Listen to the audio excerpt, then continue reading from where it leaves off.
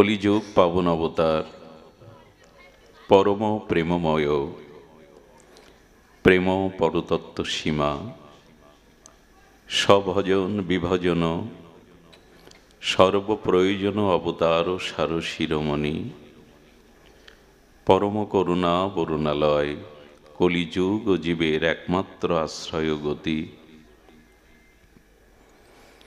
শ্রী শ্রী শচীনন্দন নদিয়া বিহারী শ্রী গৌর হরি পরম পাবন পতিত উদ্ধারণ চিন্তামণি দাতা শিরোমণি পরম দয়াল শ্রীনিতাই চাঁদের মহানুকম্পায় শ্রী শ্রী গান্ধার্বিকা গিরিধারীর অহৈতুকী অনুকম্পায়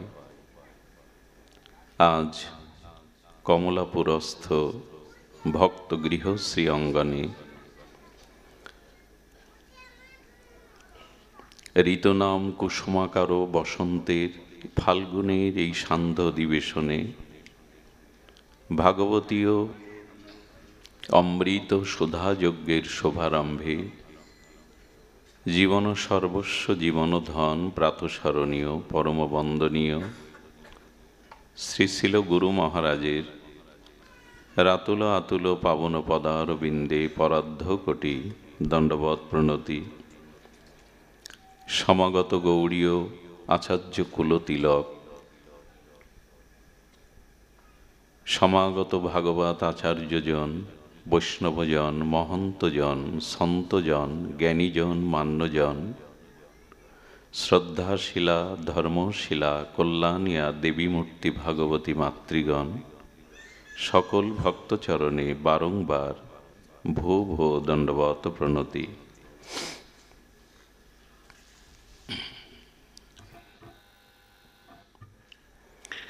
বিদ্যা ধনাগারা কুল অভিমানিন দেহাদির আত্মজ নিত্যবুদ্ধয় ইষ্টান দেবান ফলাকাঙ্ক্ষীন যে জীবন মৃত্যান্তে ন লভন্তে কেশবম। শাস্ত্র বলেন যে বেঁচে থেকেও মৃত, জীবন মৃত, সে কখনোই পরম আনন্দঘন সচ্চিদানন্দঘন ভগবানকে, কেশবকে, মাধবকে, গোবিন্দকে পাবে না। জীবন মৃত মানে জীবন আছে অথচ মৃত, নিঃশ্বাস প্রশ্বাস আছে কিন্তু মৃত। কারা তারা? যারা নিঃশ্বাস নিলেও প্রাণ নিলেও জীবন মৃত মানে বেঁচে থেকেও মৃত, যারা কখনো কেশবকে গোবিন্দকে লাভ করতে পারবে না। বললেন বিদ্যা ধনাগার কুল অভিমানীন, যাদের বিদ্যার অহংকার আছে, ধনের গর্ব আছে এবং কুলের অভিমান আছে, এই ধন কুল বিদ্যার গর্ব অভিমান যাদের আছে এরা কখনোই ভগবানকে লাভ করতে পারবে না। দেখুন, কাম ক্রোধ লোভ এগুলি কিছুটা হলেও ত্যাগ করা যায়, কিন্তু গর্ব বা অহংকার, অনেকেই কাম ক্রোধ লোভ সীমিত করেন, নিয়ন্ত্রণও করেন, কিন্তু গর্ব বা অভিমান এটি নিয়ন্ত্রণ করা খুব সহজ।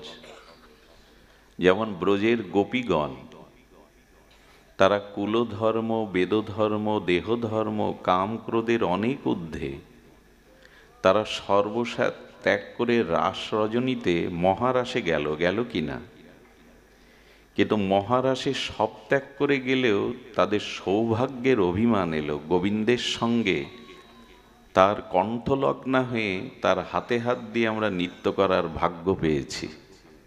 এই যে সৌভাগ্যের গর্ব যে এলো, রাসমঞ্চ থেকে কৃষ্ণ কি হলেন? অন্তর্ধান হলেন। কেউ কেউ সৌভাগ্য পায়, পূর্বজন্মের কর্মফলে সুকৃতিতে সৌভাগ্য পায়, কিন্তু সৌভাগ্য পেয়েও যদি কেউ গর্ববোধ করে ভগবান বললেন তার সেই সৌভাগ্য গর্বেও আমি তার থেকে দূরে সরে যাই।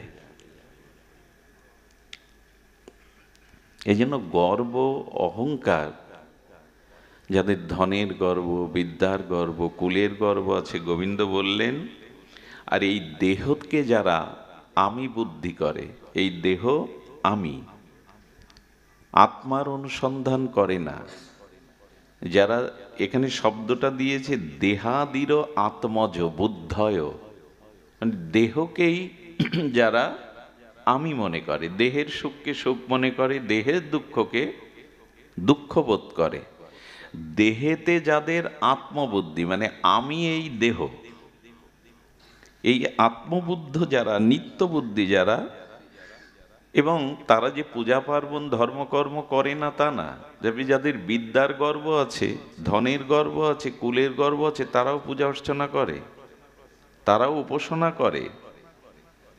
কিন্তু উপাসনাটা করে কেন জানেন?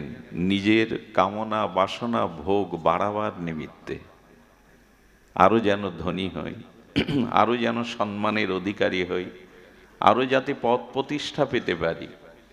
এই জন্য বলছেন ইষ্টান দেবান ফলাকাঙ্ক্ষিন, তারা ইষ্টদেবের আরাধনা করে কিন্তু নিজের কামনা পূরণের জন্যই করে। এরা ভগবানকে পায় না, এরা প্রেম ভক্তি প্রাপ্ত হতে পারে না, এবং এরা জীবন মৃত।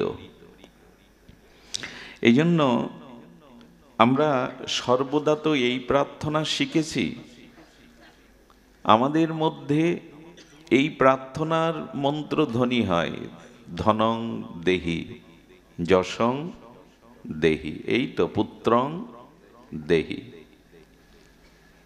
এই যে বাসনা পূরণ, এটি থাকলে গোবিন্দ প্রেম আসে না।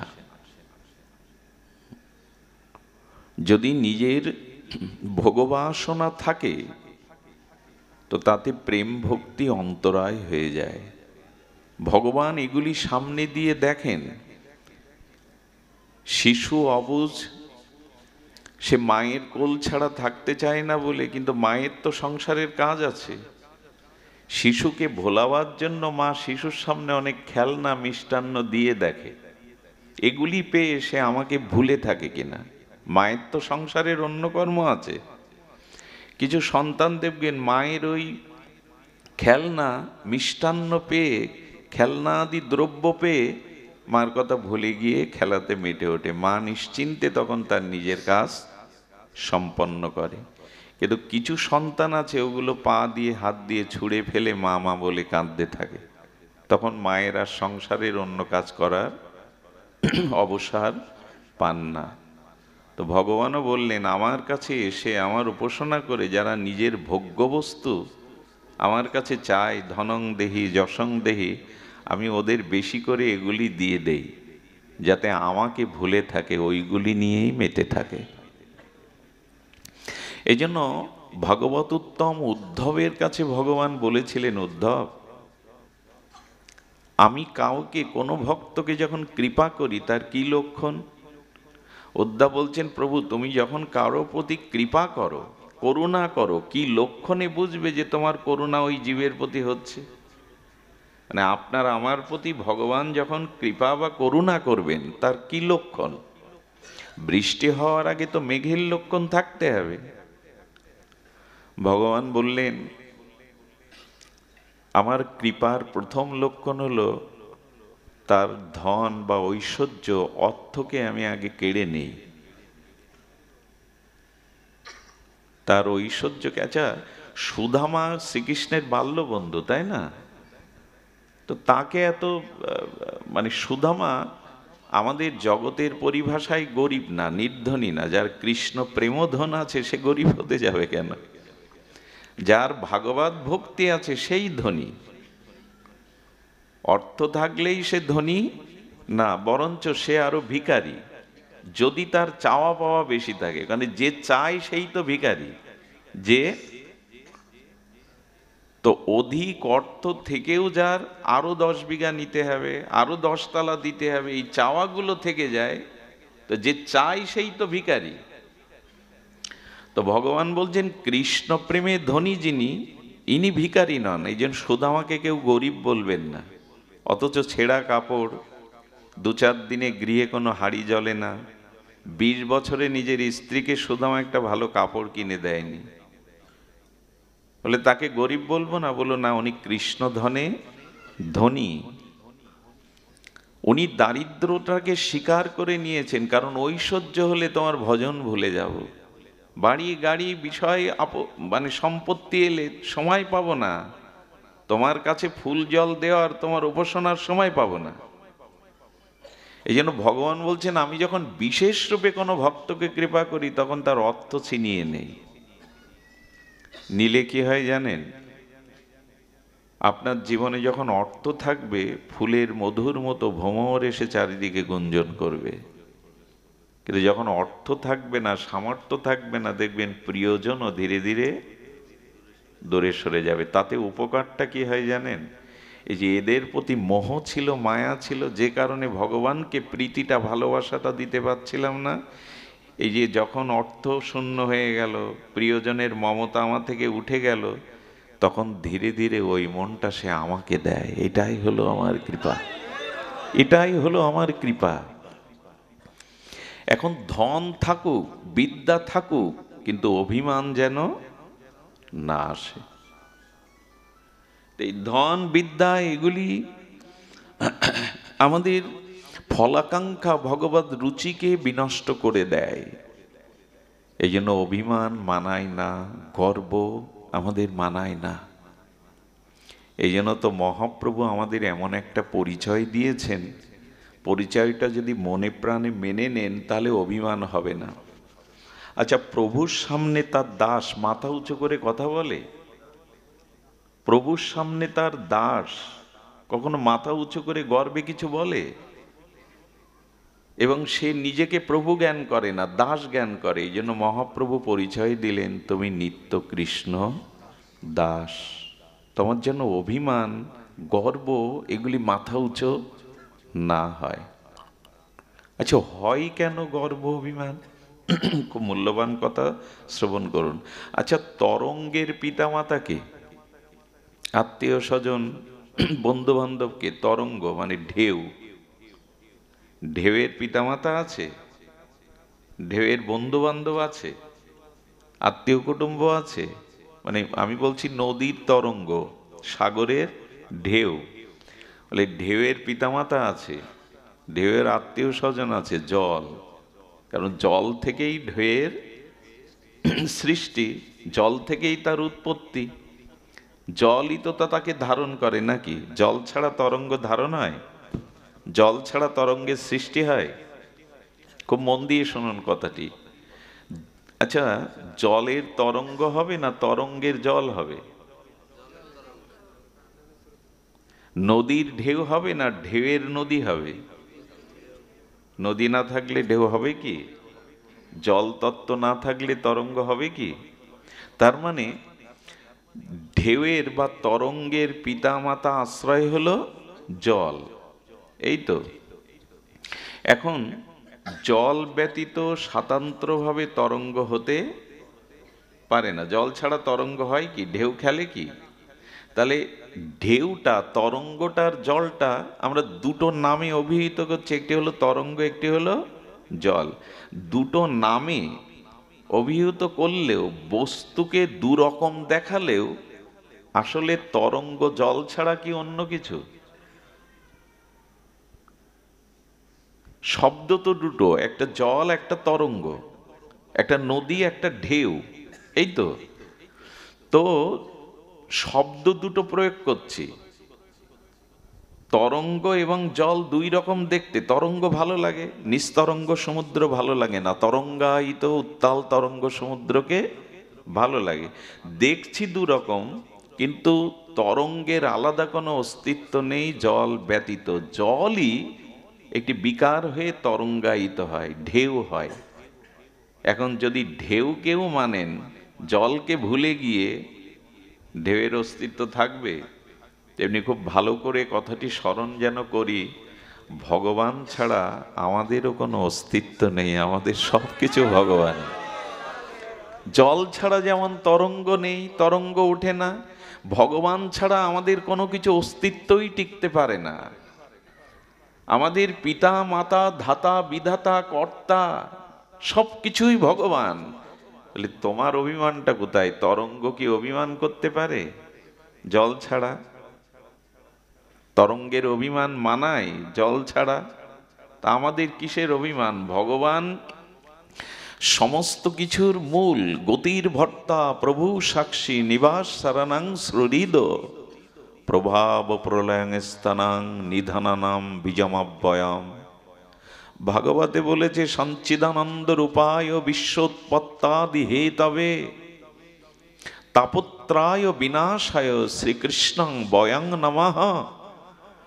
ভগবান সচ্চিদানন্দ রূপ কি করছেন? বিশ্ব উৎপত্তাদি হেতবে, এই অনন্ত বিশ্বের সৃষ্টি স্থিতি প্রলয়ের উৎপত্তির কারণ হলেন ভগবান।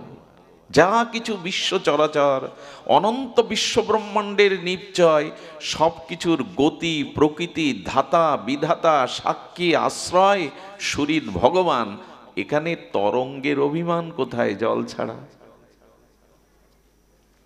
আমরাও ভুল করে বসি আমি আমার।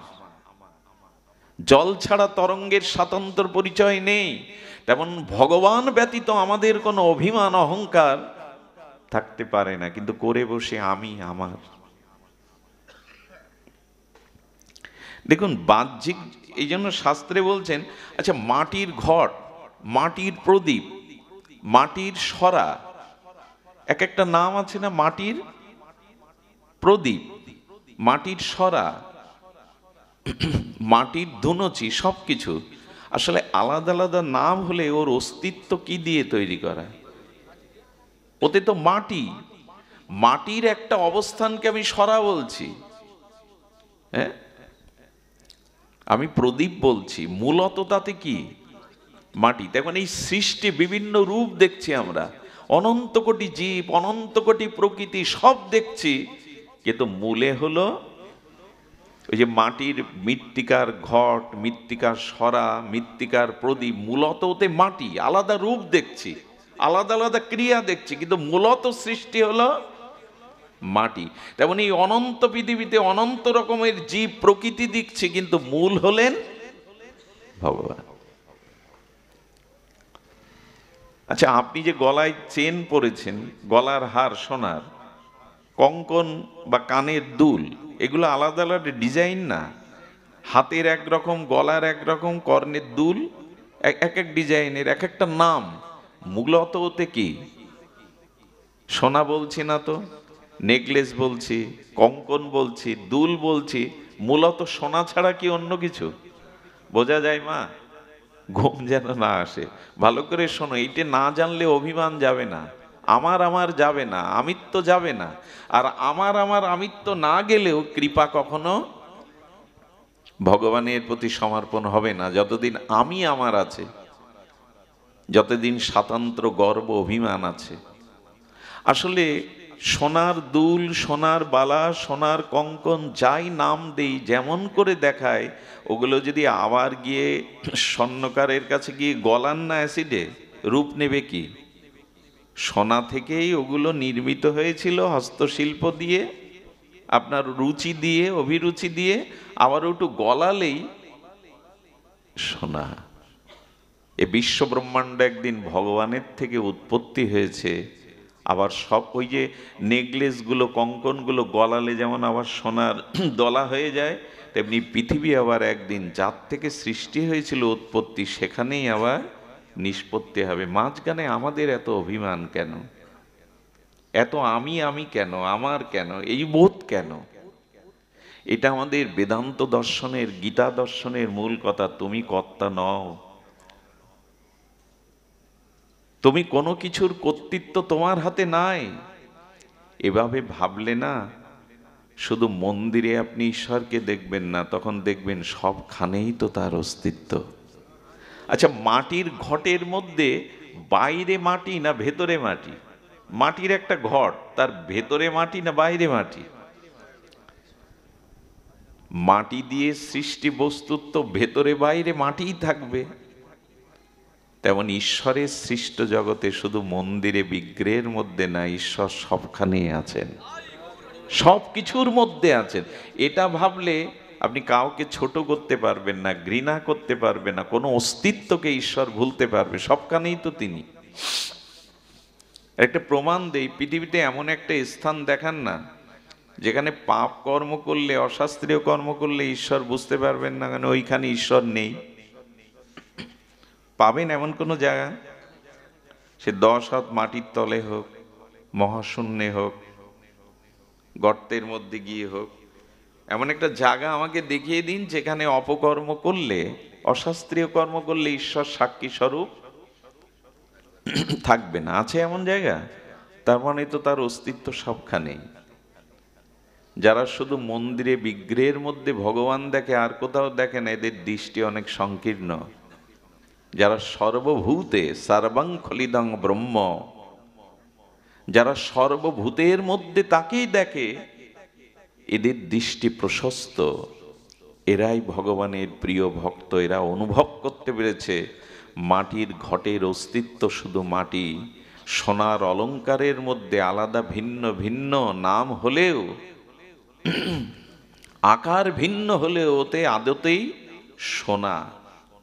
ঠিক তদুপরি জলের তরঙ্গের মধ্যে শুধু জল আছে, ঢেউয়ের মধ্যে শুধু জল আছে, ঢেউ বলে আলাদা অস্তিত্ব থাকতে পারে না জল ছাড়া। এভাবে যদি ভাবেন, অহংকারটা কোথায় আসবার সুযোগ পাবে কি? আমি আমার আসবার সুযোগ পাবে কি? আচ্ছা, কথাগুলো তো শুনতে ভালো লাগে, আমার বলতেও ভালো লাগছে, মেনে নিয়েছি জীবনে। মারলে কি আর এই যন্ত্রণা পেতাম? এই বারবার আসা যাওয়া চক্রে ঘুরতাম। মুক্ত হতে গেলে, এই যে জন্ম মৃত্যু কর্মফল থেকে মুক্ত হতে গেলে, এগুলো শুধু শুনে আমাদের সমস্যা কি জানেন? আচ্ছা, এই মালাটা আমি হাতে নিয়েছি, এই পুরো লাইটগুলো, আলোগুলো বন্ধ করে দিয়েছি, দিয়ে বলছি আমার হাতে কি আছে আপনারা বলুন। আপনি খুব নিকটে বসেছেন তো, আমার হাতে কি আছে তখন বলতে পারবেন? গাঢ় অন্ধকারে। তার মানে আমার হাতে মালা আছে, আপনিও আমার কাছে আছেন, অথচ আমার হাতে কি আছে অন্ধকারে আপনি বলতে পারবেন না। আলো না জ্বললে বলতে পারবেন না আমার হাতে। তেমনি এই যে কথাগুলো বলছি, ঈশ্বর সবখানে আছে, ঈশ্বর ছাড়া কোনো অস্তিত্ব নেই, এটা শুধু মুখে বললে বা শুনলে হবে না। মুখে তো বলছে আমার হাতে কি আছে আপনারা দেখুন, সব আলো বন্ধ, আর আগে থেকে মালাটা আমি আপনাদের দেখাইনি। এখন পুরো আলো বন্ধ করে বলছে আমার হাতে কি আছে বলুন, আপনি সামনে আছেন, বলতে পারবেন? কেন পারবেন না? কারণ কি? কারণ অন্ধকার তো। তেমন ঈশ্বর সবখানে আছেন, ঈশ্বর আমার মধ্যে আছেন। দাদা বসুন। সবখানে আছেন, আমার মধ্যে আছেন, ঈশ্বরের অস্তিত্ব ছাড়া কোনো অস্তিত্ব নেই। এসব শুনছি, বলছি, ভালোও লাগছে শুনতে, অথচ উপলব্ধি করতে অনুভূতি আসছে না, কারণ আলো জ্বলেনি। কথাটা 2 বার বলতে ইচ্ছা করছে, যাতে কথাটা আমাদের হৃদয়ে যায়। ঈশ্বর আছেন, আমার হৃদয়ে আছেন, সবখানে আছেন, সবার মধ্যে আছেন, তার অস্তিত্ব ছাড়া কিছু অস্তিত্ববান হতে পারে না। আচ্ছা, এসব কথা শুনছি কতদিন ধরে, কিন্তু আলো জ্বলেনি, যে কারণে কথার উপলব্ধি আসেনি। বোঝা যাচ্ছে মা? শোনাতে বলাতে কিছু হবে না, উপলব্ধিতে হবে। আলো জ্বালতে হবে, তবে আমার হাতে কি আছে আপনি দেখতে পাবেন, বলতে পারবেন। ওই আলোটা শ্রীগুরুর কৃপায়, ভজন সাধনের দ্বারা আপনার অনুভূতি যেদিন আসবে, সেদিন এটা অনুভব করতে পারবেন। অনুভূতিটা কেমন জানেন? চোর তার ছেলেকে গুরু আশ্রমে পাঠিয়েছে বিদ্যা শিক্ষার জন্য। শ্রীগুরু গুরুকুলে পাঠিয়েছে, চোরের ছেলে চোর হোক, চোর এটা চায় না। চোর চায় ছেলেটা ভালো হোক, মানুষ হোক, ভদ্র হোক। ছেলে বাড়ি এসেছে, আবার গুরুকুলে ফিরে যাবে, গুরুদেবের জন্য কি নিয়ে যাবে, তো নারিকেল চুরি করতে উঠেছে গাছে। ছেলেকে বলছে কেউ এলে সতর্ক করিস। তো গাছে উঠে যখন নারকেল হাত দিতে যাবে, ছেলেটা তলা থেকে বলছে বাবা দেখছে দেখছে দেখছে। যেই দেখছে বলেছে, নেমে বলছে কোথায়, কে দেখছে? বলে, গুরু মহারাজ বলেন আমরা যা কিছু করি তা ভগবান দেখেন, ভগবানই তো দেখছে। জড়িয়ে ধরলেন পুত্রকে। আমি জানি যে ভগবান সব কানে আছে, কিন্তু উপলব্ধি হয়েছে ছেলেটার। আমরা শুনছি বলছি, কিন্তু উপলব্ধিতে আসছে না। অন্ধকারে আমার হাতে আপনি কি করে পাশে থাকলেও বুঝতে পারবেন। এই জন্য বলে প্রভু, আমার জ্ঞানের আলো জেলে দাও হে গুরুদেব, হে ভাগবত। আমার ভিতরে যাতে অনুভূতিটা আসে, বুঝতে পারি আমি, আমাকে শুদ্ধ জ্ঞানের আলো দাও। এই চেতনা, এই জ্ঞান, এই এই উপলব্ধি, উপলব্ধি শব্দটা আমাদের বুঝতে হবে, উপলব্ধিতে আনতে হবে। উপলব্ধি না আনলে বোঝানো যাবে না। দেখুন, সন্তানের জন্য প্রতীক্ষা থাকতে থাকতে মা রাত জাগে, বাড়ি আসছে না কেন, কোনো ক্ষতি হলো কি? ঘুম আসছে না। এখন বহু রাত্রে বন্ধু বান্ধবের আড্ডা দিয়ে সন্তান ফেরার পরে যদি মা কেঁদে বসে, কোথায় ছিলি, কত দুশ্চিন্তা হচ্ছিল। ছেলে যদি বলে, মা আমার ফিরবার প্রতীক্ষায় তোমার ভেতরে কেমন অনুভূতি হচ্ছিল আমাকে একটু বলো। একটু বিশ্ববিদ্যালয়ে পড়ি, শিক্ষিত জ্ঞানী, মা বোঝাতে পারবে তো তোর ফেরার অপেক্ষার জন্য আমার ভেতরে কেমন হচ্ছিল? বোঝানো যাবে? হ্যাঁ। ছেলেটা যখন বারবার দাবি করছে, মা তুমি বলো আমি বুঝবো, মা বলছে বুঝবি না। বলে, মা কোনো কালেই বুঝবো না। বলো, বুঝবি যেদিন তুই আমার ভূমিকায় দাঁড়াবি, তুই কারো সন্তানের পিতা হবি, সন্তান ঘরে ফিরতে অপেক্ষা করলে তখন আমার অনুভূতিটা তোর হৃদয়ে বাজবে। ভাষা দিয়ে বোঝানো, তেমনি ভজন সাধন উপলব্ধি এ শুধু বলে কয়ে বোঝানো যায় না। এটা শ্রীগুরু কৃপায়, ভাগবতের কৃপায় যেদিন অনুভূতি হবে, সেই অনুভূতিতে বুঝতে পারবেন আপনি। এখানে আসতে হয় কেন, সঙ্গ করতে হয় কেন, হরিকথা উপলব্ধি যাতে হয়, জ্ঞানের আলোটা যাতে, দিব্য জ্ঞান যাতে হৃদয়ে প্রকাশ হয়। এজন্য আমাদের উপলব্ধিতে আসতে হবে।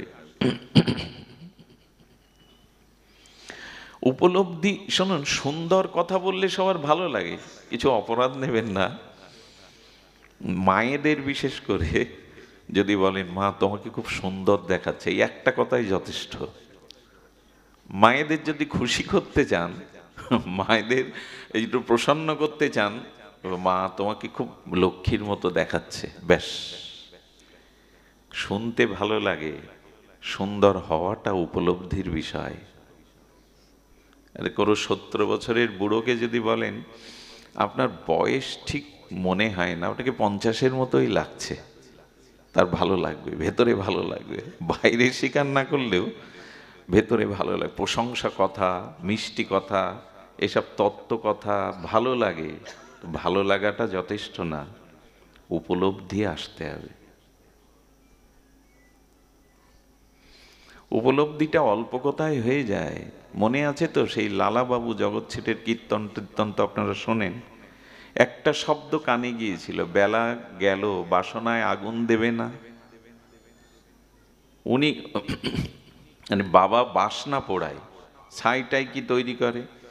ছোট বালিকাটি, কন্যাটি বলছে, বাবা বেলা তো গেল বাসনায় আগুন দেবে না। কথাটা লেগে গেল, আমারও তো আয়ু সূর্য ডুবে গেল, আমারও তো আয়ু গেল, আমি এখনো বাসনার ঘরে তো আগুন দিলাম না। এক কথায় হয়ে গেল। উপলব্ধিটা হলো ওই রকম, একটা কথায় আপনার জীবনে মর্মার্থ এনে দিতে পারে। এই জন্য নিবেদন করব, হরি কথা শুধু কথা নয়, যেন উপলব্ধিতে আসে। যারা দেরি করে এসেছেন তারা হয়তো কথার সূত্রটা শুনতে পাননি, তবু বলবো, মৃত্তিকার ঘটের মধ্যেই শুধু মাটি, সোনার নানাবিধ অলঙ্কারের মধ্যেই যেমন সোনা, তরঙ্গ অর্থাৎ জলের ঢেউয়ের মধ্যে যেমন শুধু জল, তরঙ্গ বলে আলাদা কিছু নাই, দেখালেও ওটা জল, তেমনি বিশ্বের সকল কিছুর অস্তিত্বের মূলে ভগবান। আমি বা আমার বলে এখানে কোনো কিছুর অস্তিত্ব, এটাই উপলব্ধিতে যেন আসে। মা তোমাকে লক্ষ্মীর মতো দেখাচ্ছে, ভালো লাগলে হবে না। বাবা আপনার বয়স তো 70 না 50-এর মতো দেখাচ্ছে, আপনি সহজে বিদ্ধ হবেন না। কথাগুলো ভালো লাগা এক জিনিস, উপলব্ধি আর এক জিনিস। যেন উপলব্ধিতে আসে আমার অস্তিত্ব। উপলব্ধি মানে কি জানেন? জগতের সম্বন্ধটা তো অনেক, আমাদের ব্যবহারিক জগতে, সাংসারিক জগতে আমাদের সম্বন্ধ অনেক, সম্বন্ধ আমাদের কম নয়, কিন্তু মূল সম্বন্ধটাই তো হারিয়ে বসেছি। এই ভাগবতের সাথে আপনাদের এত সম্বন্ধ কেন? কালকের বলা একটু প্রবচনের কথা তুলে ধরি, কি অত অংশ ভালো লাগছে কথাটি, উপলব্ধিতে আসছে, তার কিছুটা আপনাদের ভেট বা উপহারের জন্য দেই। আচ্ছা, ভালো করে কথাটি ধ্যান দিয়ে শুনবেন। আমাদের ঔষধের সাথে রোগীর কি সম্পর্ক? ঔষধের সাথে রোগীর কি সম্পর্ক? রোগীর সম্পর্ক ঔষধের সাথে এই জন্য যে ঔষধটা তাকে, রোগটাকে নিরাময় করবে, এই তো। এখন যদি বলি হরিকথার সাথে আপনাদের কি সম্পর্ক? এই যে ভাগবত কথা, হরি কথা, এর সাথে কি সম্পর্ক? বলো, রোগের সাথে যেমন ঔষধের সম্পর্ক, হরিকথার সাথে আপনাদের সম্পর্ক হলে এতে ভবরোগ সারে, এতে কামক্রো রোগ সেরে যায়। ঔষধ ছাড়া রোগ, সম্পর্ক করতে হবে তো। আচ্ছা, ঔষধ হাতে নিয়েছেন, দেখছেন, ঔষধের নাম পড়ছেন, রোগ যাবে? যাবে কি? সম্বন্ধটা তো হতে হবে। ঔষধটা তো পাকস্থলিতে, ঔষধের সাথে রোগীর ওতপ্রোত সম্বন্ধ হলেই রোগ নিরাময়, যথার্থ ঔষধ হলে। যেমন হরিকথা যদি শুধু বাইরে বাইরে না নিয়ে ভেতরে নিতে পারেন, তখন রোগের সাথে ঔষধের যে সম্পর্ক রোগ নিরাময়ের, তেমনি হরিকথার সাথে সম্পর্ক যদি হৃদয়ের হয়, এখানে ভবরোগ ও মুক্তি পেয়ে যাবে। তবে ঔষধ আর রোগীর মধ্যে আর একজনকে থাকতে হয়। কি থাকতে হয়? ডাক্তার। এমনি এমনি ওষুধ খেলে কিন্তু, তার মানে এই তিনে এক, একে তিন। ডাক্তার থাকতে হবে, রোগী থাকতে হবে, ঔষধ থাকতে হবে। ঠিক ভাগবত ভজন সাধনও আমরা রোগী, ভবরোগের রোগী, অনেক জন্মের কামনা বাসনা দুর্বাসনার রোগী আমরা। এটাকে ভবরোগ বলে, ভবব্যাধি বলে, এই তো। বারবার এই জগতে জন্ম মৃত্যু আসা যাওয়া ভবব্যাধি। এখন এর ঔষধও আছে, হরিনাম, হরিকথা, ভগবত ভজন। ডাক্তার হলো শ্রীগুরু বৈষ্ণব ভক্তজন, দিনের সাথে সমন্বয় থাকতে হবে, তবেই রোগ যাবে। হয়েছে কি সম্বন্ধ? আচ্ছা, এবার আরেকটা প্রশ্ন করি, জিজ্ঞাসা করি, ক্ষুধার সাথে খাদ্যের কি সম্পর্ক? ক্ষুধার সাথে খাদ্যের কি সম্পর্ক? আচ্ছা, ক্ষুধা যদি ঈশ্বর না দিতেন আমাদের, খাদ্যের সন্ধান কেউ করত? ক্ষুধাই নেই তো খাদ্যের সন্ধান কেন? তার মানে ক্ষুধার সাথেই খাদ্যের সম্পর্ক। ক্ষুধা আছে বলেই খাদ্যের প্রয়োজন, এই তো। কারণ ক্ষুধা নিবৃত্তি করে খাদ্যই, খাদ্য দ্বারা ক্ষুধাটা নিবৃত্তি হয়। তাহলে আমরা জানলাম, এগুলো খুব ভালো জানি আমরা। আচ্ছা, খাদ্যের সাথে ক্ষুধার সম্বন্ধটা কেউ জোর করে করিয়েছে আপনার? গা ধাক্কা দিয়ে, ঠেলে ঠুলে, প্রেরণা দিয়ে, আপনাকে খুব প্রশংসা করে করে প্রেরণা দিয়ে ঠেলে ঠুলে জোর করে করিয়েছে? ক্ষুধা লাগলে কেউ জোর করে খাদ্যের সাথে সম্বন্ধ করায়? এটা ভালো বুঝি, ওখানে জোর খাটাতে হয় না, উপদেশ লাগে না। ক্ষুধা লাগলেই খাদ্যের অনুসন্ধান করে। আমি বলি কি, ক্ষুধা দুই প্রকারের। একটা যেমন দেহের ক্ষুধা, অন্ন জল সবজি প্রসাদ, আমাদের আত্মারও একটা ক্ষুধা আছে। ওইখানে কেন এত জোর করতে হয়? আমাদের আত্মার একটা ক্ষুধা আছে, তবে সেটা সবজি অন্ন জল না। আত্মা চাই ভগবানের নাম, হরি কথা, ভগবানের ভজন। এইখানে কেউ কিন্তু এই জন্য আসেননি আমাকে বসিয়ে বেশ পেট পুরে খেতে দেবে। এখানে এসেছেন আত্মার ক্ষুধা। আত্মার যে ক্ষুধা, হরিকথা হরিনাম, এটি আস্বাদনের জন্য। এত টাকা ব্যয় করে, শ্রম করে, এত পথ ক্লান্ত হয়ে কেন এসেছেন? সবার গৃহেই তো ভগবান দুমুঠো অন্নের সংস্থান করেছেন। এখানে মনের ক্ষুধা, আত্মার ক্ষুধার জন্য এসেছেন হরিকথা। এতে এত জোর করতে হয় কেন মানুষের? জগতের ক্ষুধার সাথে খাদ্যের সম্পর্কে কেউ প্রেরণা দেয়নি, জোর করেনি, উপদেশ দেয়নি, ওটা স্বাভাবিক। এখানে যদি বলা হয় এখন হয়তো রাতের আহারটা করেননি, কিন্তু দুই বেলা তো আমরা প্রত্যেকেই আহার করেছি, সকালে বা এর মাঝেও বা কত আহার করে ফেলেছি, এটা ওটা টুকটাক। আহার করতে কারো বলে দিতে হয় না, প্রেরণা দিতে হয় না, অথচ আত্মার খাদ্য ভগবানের নাম, ভগবত উপাসনা, সেখানে কেন এত বলে কয়েও হচ্ছে না? তার মানে কি জানেন? ক্ষুধা না থাকলে যেমন খাদ্যের অন্বেষণ করতো না, খাদ্যের কথা মনেও পড়তো না, তেমন যতদিন হৃদয়ে ক্ষুধা না জাগবে আত্মায়, ততদিনে আপনি ভগবানের নাম রূপ লীলা খোঁজ করবেন না। এখানে তারাই এসেছেন যাদের ওই ক্ষুধাটা জেগেছে। আরে মানুষ একটু ক্ষুধার জ্বালা সহ্য না করতে পেরে মানুষ আত্মহত্যাও করে।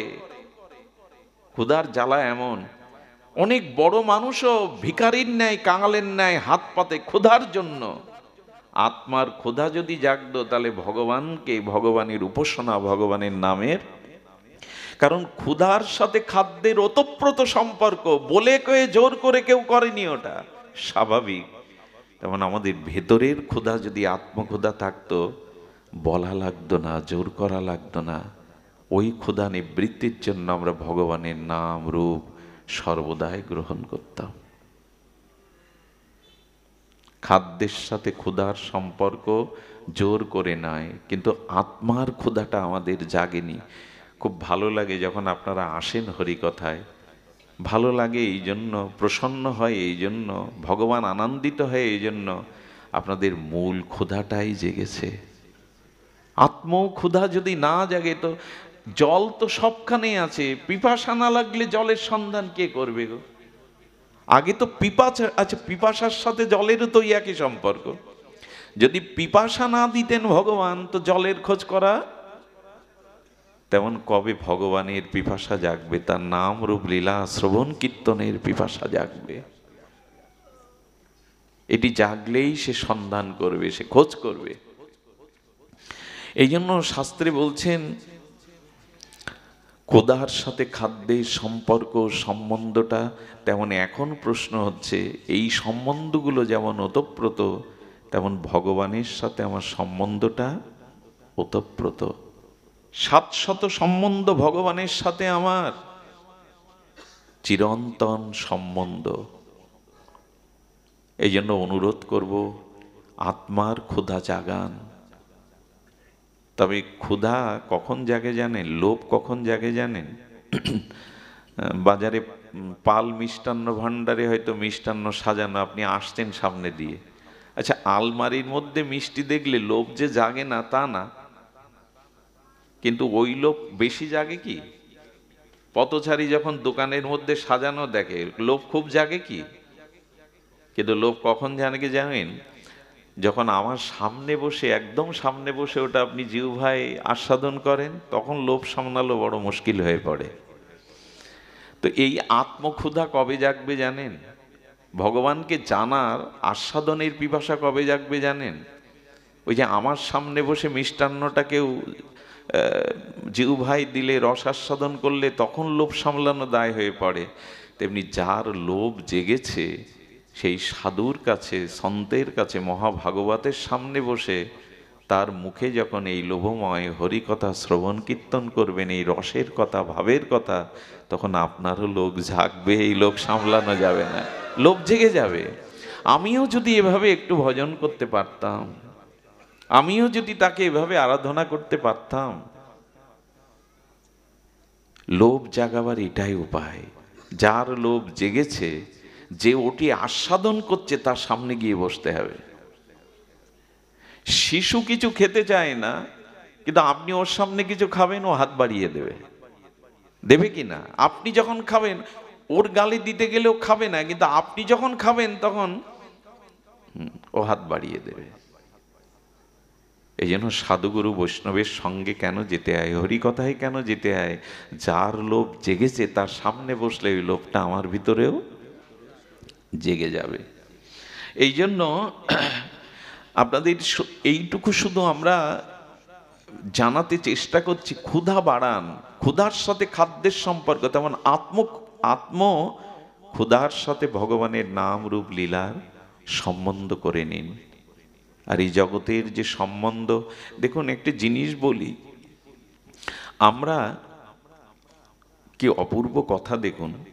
আচ্ছা, আমার জীবনের দিনটা অতিবাহিত হয় কয় ঘন্টায় সীমাবদ্ধ? দিন রাত 24 ঘন্টা।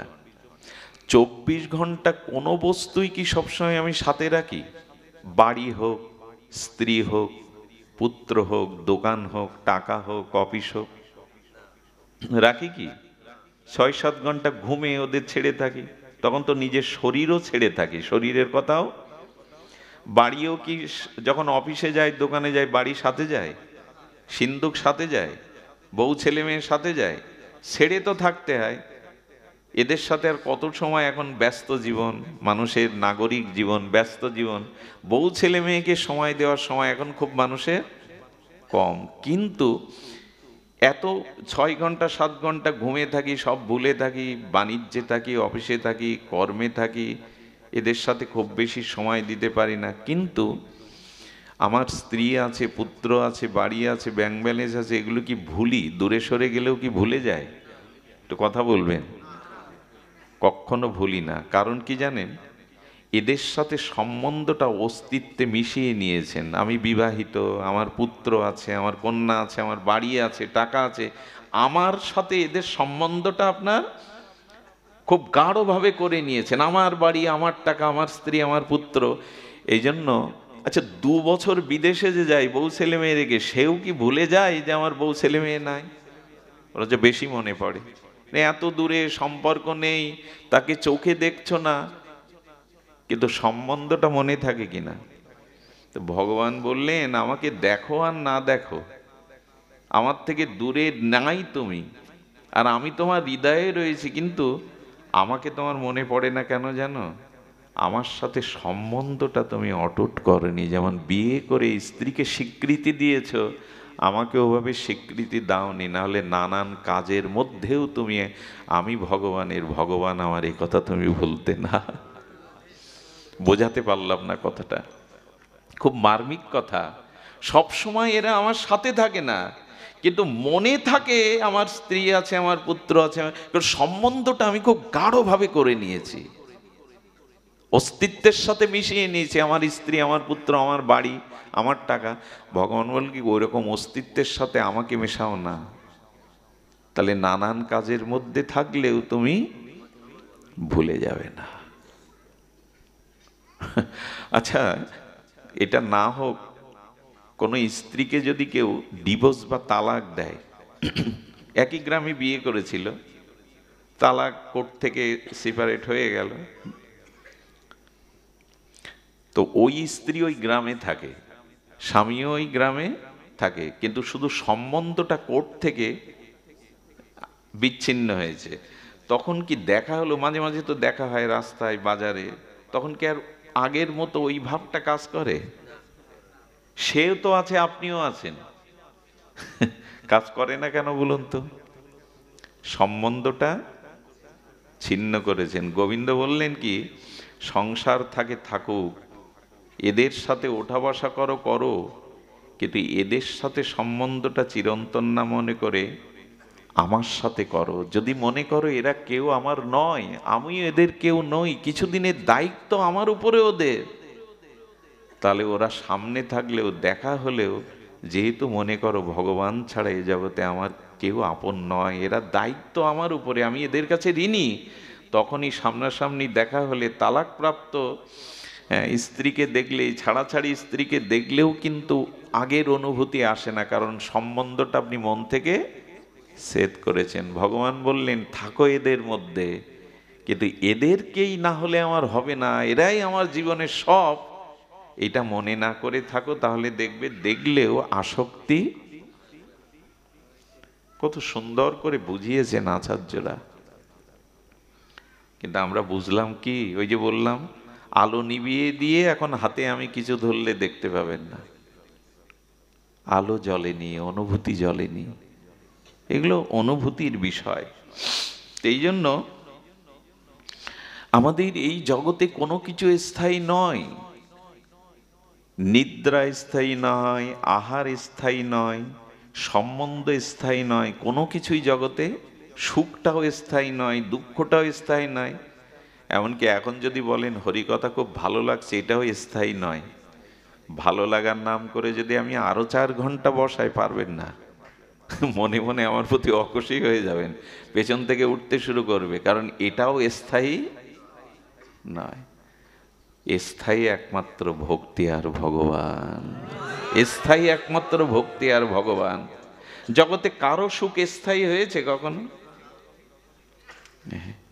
আপনি যত কিছুই হন, বার্ধক্য এড়াতে পারবেন, বৃদ্ধ হবেন না, এরকম হবে কি?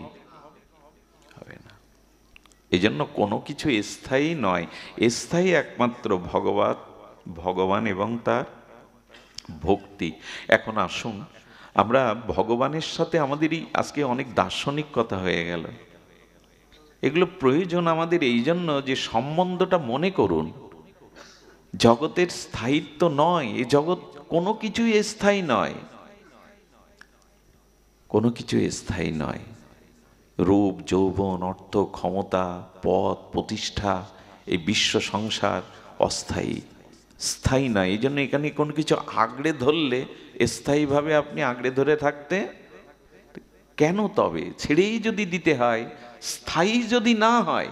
এই জন্য দুঃখকেও যেমন খুব গুরুত্ব দিও না, সুখটাকেও গুরুত্ব দিও না। থাকবে না তো অস্থায়ী, সুখ কি থাকে নাকি সব সময়? দুঃখও চিরদিন থাকে? তো যা চলে যাবে, যেটা শাশ্বত সত্য, স্থায়ী নয়, তাকে জড়িয়ে ধরার কি আছে? জল হাতের মুঠোয় বদ্ধ করে রাখতে পারবেন? জলকে হাতের মুষ্টিবদ্ধ করে রাখতে পারবেন? সংসারের কোনো বস্তুই আপনি মুষ্টিবদ্ধ করে, মাইকেল জ্যাকসনের কথা মনে আছে? প্লাস্টিক সার্জারি করেছিলেন কোটি কোটি টাকা ব্যয় করে, কালো রূপ ঢেকে দিয়ে। শেষে মৃত্যু রহস্যটাও উন্মোচন হলো না। আত্মহত্যা করলো কি কেউ ঔষধ খাইয়ে মারলো? মরতে তো হলো। কোটি কোটি ডলার দিয়ে রূপ ঢেকে কি হবে? কোনো কিছু স্থায়ী নয় এখানে, তুমি যত বড়ই হও। পদ, প্রতিষ্ঠা, সুখ, দুঃখ, এ জগতের কোনো কিছু স্থায়ী নয়। মুষ্টি করে জল ধরে রাখবে কি করে তুমি? এই জন্য যাকে ধরলে আর ছাড়াছাড়ি হয় না, যা স্থায়ী তাকে ধরো, সেই কথাটাই বলবার জন্য তো এই তো। তার মধ্যে এখন কোন জিনিসটা জড়িয়ে ধরলে, কোন জিনিসটা গ্রহণ করলে আমাদের উপলব্ধি হবে, সেটি সংক্ষিপ্ত বলি। অথ কৃষ্ণ নামাদিনা ভবেৎ প্রাকৃত ইন্দ্রিয়ায় সেবাদমুখ হি জিহ্বাদ স্বয়মেব স্ফুরদ্যৎ। শ্লোকটি গোস্বামী পাদের, খুব মার্মিক। অথ কৃষ্ণ নামাদি ন ভবেৎ প্রাকৃত ইন্দ্রিয়ায় সেবাদ মুখো হি জিহ্বাদ স্বয়মেব স্ফুরদ্যৎ। দেখুন, ভগবানের নাম, ভগবান কৃপা করে আমার মধ্যে প্রকাশ নিজে হন, আমি নাম নেব এ ক্ষমতা আমার নাই। নাম স্বয়ং ভগবান। তো আপনি প্রাকৃত ইন্দ্রিয়ে, যেমন আগেই বলেছি, সরিষা মাড়াই করলে তেল পাবেন, তিল মাড়াই করলে তেল পাবেন, বালি মাড়াই করলে তেল পাওয়া, ঘোল দই মন্থন করলে মাখন পাবেন, কিন্তু জল মন্থন করলে মাখন পাওয়া যাবে না। যাবে কি? যতই মন্থন করেন। তেমন বলছেন আমাদের এই দেহটা প্রাকৃত, এখানে ভগবানের নাম অপ্রাকৃত বস্তু প্রাকৃত বস্তুতে প্রকাশ হয় না। প্রাকৃত বস্তুতে অপ্রাকৃত বস্তু প্রকাশ হয় না। অর্থাৎ আমাদের এই জিহ্বা, আমাদের এই শরীর কর্মফলের এখানে অপরাধ পাওয়া, যেখানে ভগবানের নাম উচ্চারণ হয় না। বলে হচ্ছে যে, বলে এটা নাম প্রভুর কৃপা। এটা ভগবানের বিশেষ অনুগ্রহ। এই জীবগুলো জন্ম জন্মান্তরের পাপ করেও যদি নাম বলার শক্তি না থাকতো, এরা উদ্ধার হতো না। তাই ভগবান আমার অযোগ্যতাকেও, আমার এই প্রাকৃত ইন্দ্রিয়তেও নিজে প্রকাশ হচ্ছেন স্বয়ং। অনেকটা সূর্যের মতো। রাতে কোনো বিপদ হয়েছে, রোগীকে হাসপাতালে নিতে হবে, কিন্তু ভোর না হলে নিতে পারবেন না। মানুষ কি প্রার্থনা করে? তাড়াতাড়ি। কিন্তু আপনার প্রার্থনা চোখের জলে সূর্য 1 ঘন্টা আগে উঠবে তো? উঠবে কি? সূর্য স্বপ্রকাশ, ওর নিজ সময়তেই বল প্রয়োগ করে কামান দাগিয়ে সূর্য আধা ঘন্টা আগে তুলতে। তেমন ভগবানের নাম নিজে প্রকাশ হয়, আমি প্রকাশ করতে পারার ক্ষমতা নাই। জল দিয়ে প্রদীপ জ্বলে না, প্রাকৃত বস্তুতে অপ্রাকৃত বস্তু প্রকাশ হয় না। কিন্তু নাম হচ্ছে যে, বলে নাম প্রভু আমাদের প্রতি বিশেষ কৃপা করে আমার জিহ্বায় উচ্চারণ হচ্ছেন। এটা নামের মহিমা, আমার মহিমা নয়, হতে পারে না। অথ কৃষ্ণ নামাদি ন ভবেৎ প্রাকৃত ইন্দ্রিয়া। ওই বাবা, এই জন্য রত্নাকর রাম বলতে পারছে না, মরা। এটা ওই সত্য বা ত্রেতার কথা। কলিযুগে যদি ওই রকম ব্যবস্থা থাকতো, নাম না কৃপা করতো মহাপ্রভু, আমাদের জিহ্বা এত, আমার জিহ্বা নাম নিতে পারতো না। কিন্তু ভগবান এবার বিশেষ করুণা করে নিজে প্রকাশ হচ্ছেন, সূর্যের মতো স্বয়ং প্রকাশ। সত্যি সত্যি আমি যে অপরাধ করেছি তাতে নাম প্রকাশ হওয়ার, প্রাকৃত বস্তুতে অপ্রাকৃত বস্তু প্রকাশ। এই চর্মচোখ দিয়ে ভগবানের বিশ্বরূপ অর্জুনও দেখতে পায়নি, তাকে দিব্য দৃষ্টি দিয়েছেন, কৃপা করে দেখতে পেয়েছেন। প্রাকৃত বস্তুতে অপ্রাকৃত বস্তু প্রকাশ। জলের মধ্যে জীবাণু আছে কিনা অণুবীক্ষণ যন্ত্র ছাড়া দেখা যাবে খালি চোখে? তেমনি এই প্রাকৃত বস্তুতে অপ্রাকৃত বস্তু প্রকাশ হবে না। কিন্তু গোস্বামীপাদ বলছেন ভগবান অতি বিশেষ করুণা করে আমাদের মধ্যে নাম রূপে প্রকাশ হচ্ছে। দেখুন, আমরা অনেক জ্ঞানী হতে পারি, কিন্তু ভক্তি বিমুখ হলে জ্ঞান কাজে আসবে। আপনি যতই সুকর্ম করেন, দান ধ্যান যজ্ঞ করেন, যদি ভক্তি বিমুখ হয়ে করেন, আপনি যতই জ্ঞানী হন, যদি ভক্তি বিমুখ জ্ঞানী হন, ভক্তিমুখ নিরক্ষক কর্মযোগ জ্ঞান, কোন সাধনায় ভক্তি দিতে পারবে না, কোন সাধনায় কৃপা বা প্রেম ভক্তি দিতে পারবে না। সেটা জ্ঞান বলি, তপস্যা বলি, যাগযজ্ঞ বলি, যদি ভক্তি বিমুখ হয়ে যান। ভক্তির মুখে তাকিয়ে আছে কর্ম, জ্ঞান, যোগ, তপস্যা। কার দিকে তাকিয়ে আছে? ভক্তির দিকে। ভক্তি হলো মা, মা ছাড়া গর্ভধারণ অন্য কেউ করতে পারে না। ভক্তিকে, ভক্তি ধারণ কে করে? ভক্তি ধারণ করে জ্ঞানরূপ সন্তানকে, বৈরাগ্যরূপ সন্তানকে, কর্মরূপ সন্তানকে। এই জন্য কোটি জন্ম সৎকর্ম করেও আপনি পার পাবেন না। আপনি পৃথিবীর উচ্চকোটি জ্ঞানী হলেও পার পাবেন না যদি ভক্তি বিমুখ হন। বন্ধানারী মা হতে পারে, আকাশে ফুল ফোটে, ঠিক তেমনি ভক্তি বিমুখ জনের জ্ঞান কর্মের দ্বারা কখনো কল্যাণ হতে, মুক্ত হতে পারে না। এই জন্য ভক্তি মুখাপেক্ষী হয়ে থাকতে হবে আমাদের, তা না হলে কিন্তু কর্মযোগ, জ্ঞান। তো সেই ভক্তি আনয়নের জন্যই বিশেষ কলিযুগে যেটা সাধু মহাত্মারা, প্রচারকরা বারবার বলেন, সেটা হলো ভগবানের নাম ধর্মকে আশ্রয় করা। ভগবানের নাম, নাম ধর্মকে আশ্রয় করা, হরিনাম সংকীর্তন, ভগবানের নাম আশ্রয় হলো। কারণ নাম ব্যতীত এই যুগে প্রেম ভক্তি পাওয়া, সব সাধনার মূলে হলো হরিনাম। আপনি জ্ঞানী হন, কর্মী হন, নাম ব্যতীত এই যুগে, হ্যাঁ ওই তো বলেছেন, নাম রূপে কলিকালে কৃষ্ণ অবতার, আর কোন ধর্ম কইলে না হইবে পার। সহজ কথায়, নাম রূপে কলিকালে কৃষ্ণ অবতার, আর কোন ধর্ম কইলে না হইবে পার। হতে পারবে না তুমি নাম আশ্রয় না করলে, কোনো কিছুতেই পার হতে পারবে না। এই জন্য দেখুন, যাগ যজ্ঞ কর্ম করলে কি হয়? পুণ্য কর্ম হয়। খুব ধ্যান দিয়ে শুনছেন তো? যদি বলেন ছেড়ে দেব, তাড়াতাড়ি ছেড়ে দেবো, তবে একটু শুনুন। সেটি হলো কর্ম, যোগ, জ্ঞান, এর দ্বারা কি হয়? পূর্ণ হয়। আচ্ছা, পূর্ণ ফলে জীব কোথায় যায়? স্বর্গে যায়। পুণ্য ফুরিয়ে গেলে ক্ষীণ পুণ্য মত্তলোকং বিশ্বন্তি, পুণ্য ফুরিয়ে এলে আবার কোথায় আসতে হয়? জগতে আসতে। যদি পাপ করি, যাগ যজ্ঞ পুণ্য কর্ম না করি, তাহলে পাপ করে কোথায় যেতে হয়?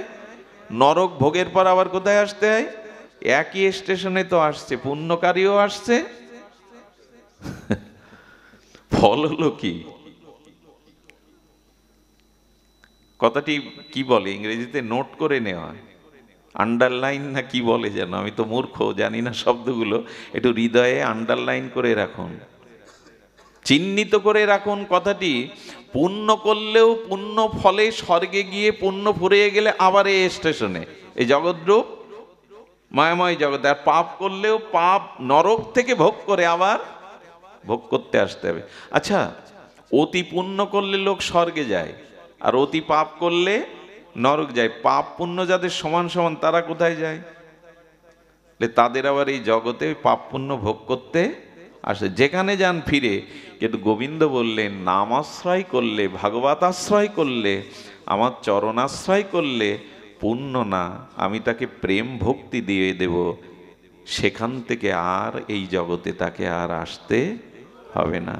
ব্রহ্ম ভুবনা লোকা পুনরাবর্তিন সহার্জুন মামুপেত্ত তু কন্তেও পুনর্জন্ম ন বিদ্যাতে।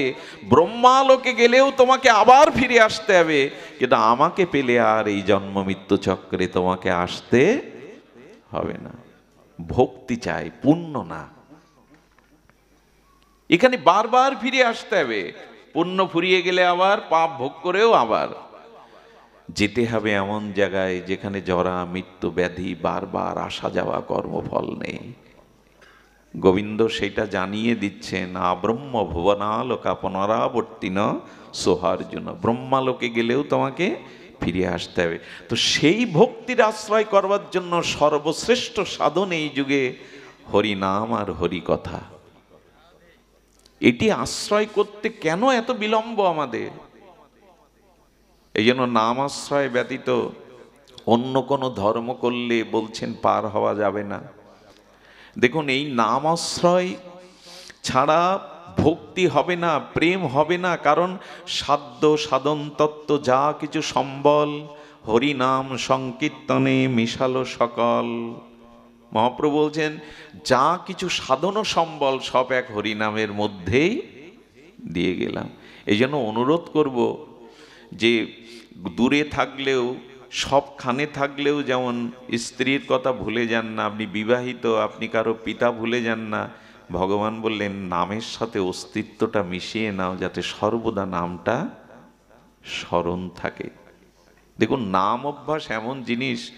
আমাদের এই কলকাতাতে এক মাতাজি ছিলেন, প্রসিদ্ধ, আমাদের পাহাড়ি দাস বাবাজি মহারাজের আশ্রিত, বৃন্দাবনের।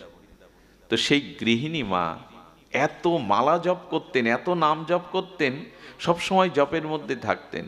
তার বৌমাকে কি বলল জানেন?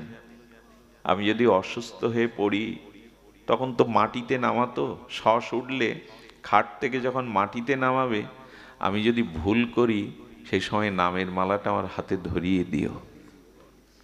বৌমাকে বলছেন, বৌমা, আমার এই অনুরোধটুকু, যখন আমাকে মাটিতে নামাবে, মালাটা আমার হাতে ধরে। কি বলবো আপনাদের, এতটা জপ করতেন, হাতটা এভাবে বেঁকেই গিয়েছিল, আর সোজা করতে, চিন্তা করতে পারেন কতটা, হাতে এইভাবে মালা নিয়ে জপ করতে করতে হাতটা এইভাবে বেঁকে সোজা করতে পারতেন না। তো ওনার আইসিইউতে নেওয়া হলো। আইসিইউতে কি আর মালা রাখবে? কিছুই তো রাখবে না, মালা হাতে নাই। যখন ডাক্তার বললেন উনি বাঁচবেন না, কি করবেন? ছেলেরা বলল, মাকে আইসিইউ থেকে বের করুন, শেষবারের মতো আমরা মাকে। তার তখন তার মধ্যে তার মূর্ছিত হয়ে পড়েছেন, হয়তো প্রাণটা আর 1-2 মুহূর্ত আছে। তো সেই সময় যখন বাইরে বের করেছে, তখন বৌমার চোখে জল। মনে পড়েছে, মা তো বলে গিয়েছিল, কি বলবো, সে প্রসাদী মালাটা যেই হাতে আঙুল ধরিয়ে দিয়েছেন, অচেতন তো, ডাক্তার বলেছেন আর হয়তো কিছুক্ষণ থাকবেন, বাঁচবেন না। হঠাৎ করে দেখা গেল আঙুলটা নড়ে উঠল। একটা মালা জপ করেই ওখানেই প্রাণ ত্যাগ করলেন। এটা কেন হয় জানেন? ভগবান বলেছেন যারা আমার নাম অভ্যাস করে, সর্বদা নামের মধ্যে থাকে, মৃত্যুর সময় যদি তার দেহে কোনো সাড়াও না থাকে, আমি তার হয়ে তার নামটা করে নেই। সারা জীবন তো সে আমাকে ডেকেছে, আমি তার হয়ে নামটা করে নেই। অনেক সময় সারা জীবন নাম করেছে, কিন্তু মৃত্যুর সময় হয়তো দেহে অসাড় হয়ে গেছে, বাকশক্তি রুদ্ধ হয়ে গেছে।